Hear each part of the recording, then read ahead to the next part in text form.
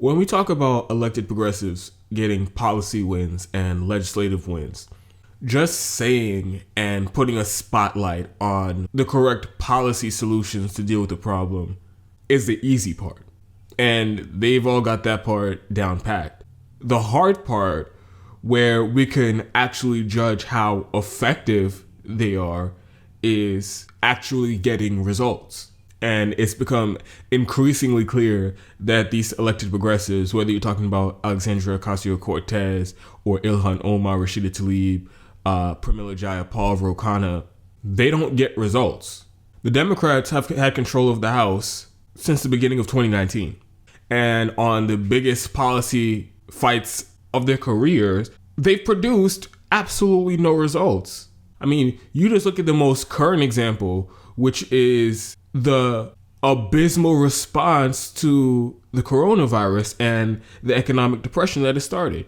The corporate Democrats and the Republican Party passed trillions of dollars in no-string-attached bailouts to multinational corporations with billions of dollars in profit, while at the same time using the insufficient crumbs that they threw at the regular working class people in this country as a thin veil, as a patina to justify passing that corporate bailout. And while that was going on, what did the elected progressives do? They kicked and they screamed and they hooted and they hollered and they dragged their feet. But eventually they all went along with the bill and even voted for it without ever calling out the Democratic Party's role in blocking policies that would actually ameliorate the pandemic and economic crisis, like universal basic income payments, recurring monthly payments, hazard pay, rent freeze, mortgage freeze, utility freezes.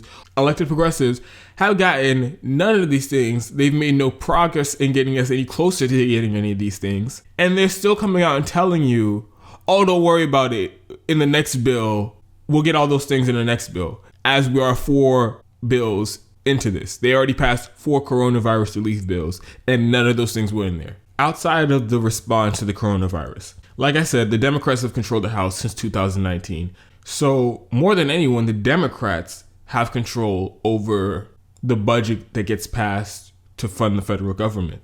You would think that this provides a perfect opportunity for elected progressives, whether it's Tulsi Gabbard or AOC, Ilhan Omar. You would think that this is a perfect opportunity for them to apply pressure to the Democratic leadership to grant them policy concessions in return for them not blocking up the federal budget and causing a shutdown.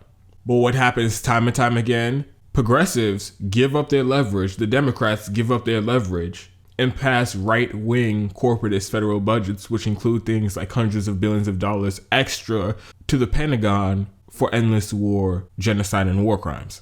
Yet again, progressives get no real policy concessions, and they provide no real pushback or opposition to these things being done in Congress.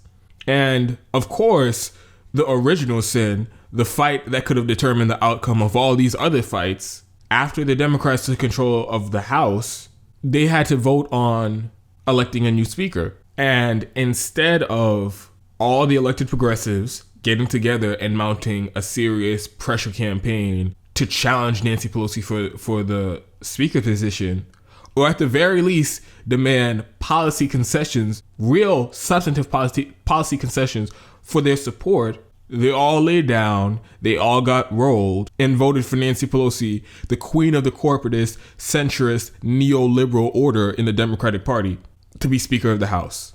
Now, if we're being objective, any one of those things could have been career-ending miscalculations for elected progressives, but they weren't.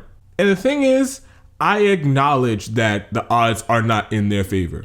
I acknowledge the fact that you just simply won't win every single fight. I get that. And it would be another conversation, entirely different conversation, if we had elected progressives providing a real opposition and actually fighting against Democratic establishment, and they fail to get results because the odds they face are just insurmountable. That'd be one thing. But they don't even fight. That's the most baffling and enraging thing about all of this. They don't even fight. They have so many tools at their disposal. They can organize protests and strikes. And I don't mean just at one location for Amazon warehouse or McDonald's and fight for those workers to get an increase in their pay.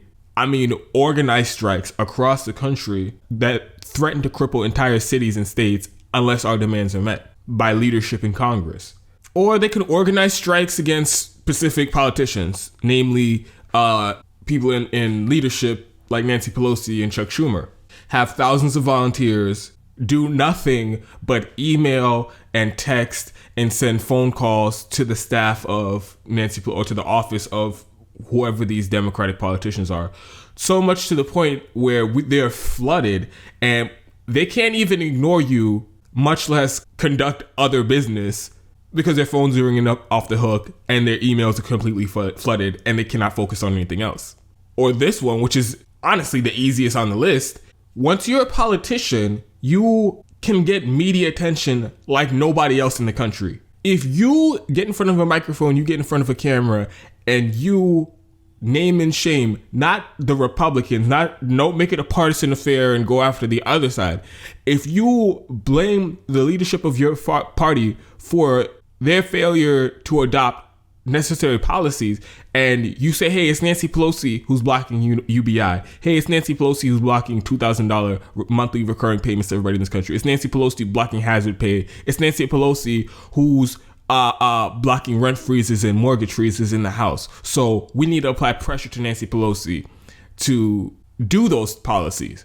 If the elected progressives came out and made that case in public against the leadership of their party, every news outlet would cover it. And then you, at the very least, you force Nancy Pelosi to respond. You force her to come out on the record and have her ass worth more than $100 million come out and tell people why, after she just gave the corporations multi-trillion-dollar bailouts, that she's against the federal government bailing out the people, why she's against providing financial support to the people. You make her explain that. And the optics of that alone will draw more support to your side, because people are going to look around and say, what the fuck is Nancy Pelosi talking about? We need help right now, and she's against it. So you have all these tools at your disposal, and the elected progressives refuse to use any of them. And the reason why they refuse to fight, the reason why they don't get results might be fairly simple. Once they're elected, once they're actually in Congress, once they're actually in the belly of the beast, all the pressure that they feel, all the pressure they face is pushing them to conform to the status quo of Washington, D.C. Whether it's the fact that they're afraid of Nancy Pelosi retaliating against them and not giving them good committee assignments, or not taking up their legislation for a vote, or getting the entire party to turn against them and badmouth them at every opportunity. All these things are what the leadership of the Democratic Party holds over the head of progressives to get them to fall in line and bend the knee.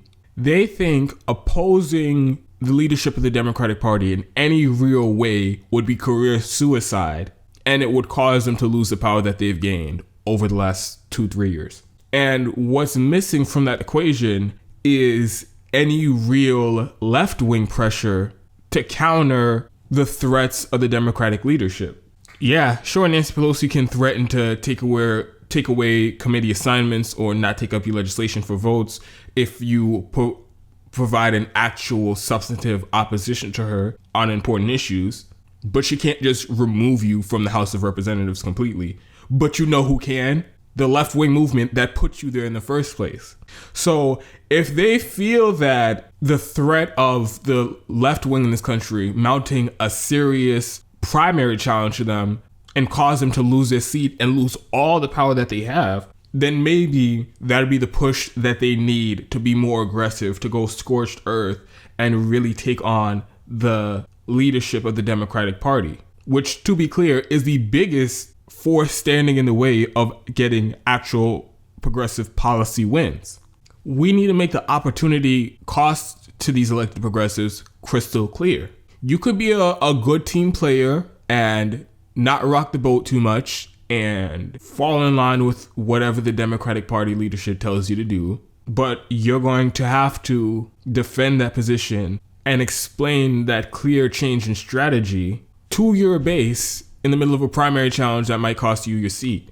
So the left movement in this country really has some tough choices to make. Are we going to sit back and prop up and defend our elected progressives no matter how many times they fail to produce results on huge, important policy fights? Or are we going to give them an ultimatum? Do what you actually said you were going to do, which is to go to Washington, take on the corrupt establishment of both parties, and go to the mat to fight for real substantive policy wins, or just get primaried.